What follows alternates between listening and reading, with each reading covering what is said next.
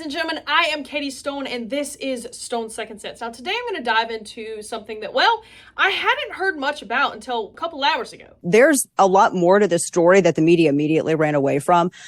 Is this individual, I think it was 33-year-old individual, showed up at the school, had a handgun, had it out, pulled up in a red pickup truck, showed up at the school, entered into that vestibule area, and then couldn't get into the school because they had the door locking system. So, thick glass, etc. So as far as he could get was in this foyer, this entrance area. When he realized he couldn't get in any further, he decided to leave. He fled. He got back into his pickup truck. But at this time, school officials were watching through their CCTV. They were watching. They got, the image of the guy's truck. They got his license plate. They got his image. They immediately contacted police. And ladies and gentlemen, that is exactly how this school should be taken care of. If we're going to put our children, which is the next generation of America, in schools and let them all congregate in one place, you would think we could protect them. I mean, we do it with security at concerts. You're trying to tell me that a famous person or person singing who has a good voice and happy for those people, that's great. But you're telling me they should have better security than our next generation?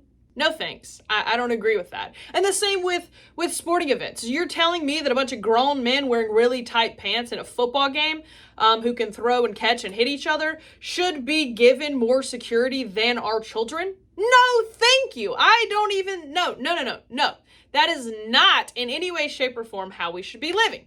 An armed man allegedly fired a gun and tried to enter a Jewish school in Memphis. He's now in critical condition after an officer shot him during a traffic stop. The school had great safety procedures and processes in place and avoid anyone being harmed or injured at the scene. This individual, after the police officers were given his description, the description of his vehicle and his license plate, they were able to track down this individual and do a traffic stop.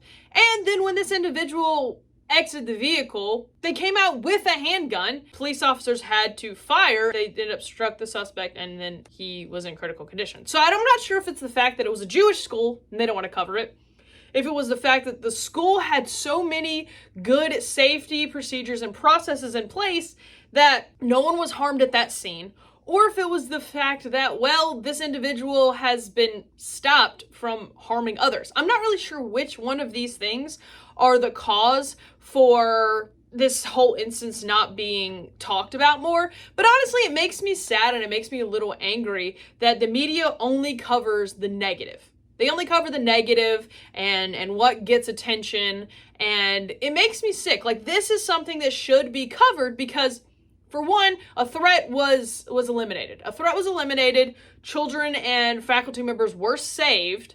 It doesn't make any sense why we're not talking about this. I mean, this is fantastic news, but maybe it's because the left doesn't want, or the media or whoever it was doesn't want people to see positive things like this because they don't want security in schools. But why do we not want security in schools? And do not give me that BS about we don't want children to feel like they're in prison. Ladies and gentlemen, you stick them in a building that is usually like cemented walls, and you give them trash food, and they have to stay there for hours upon hours, 5 days a week.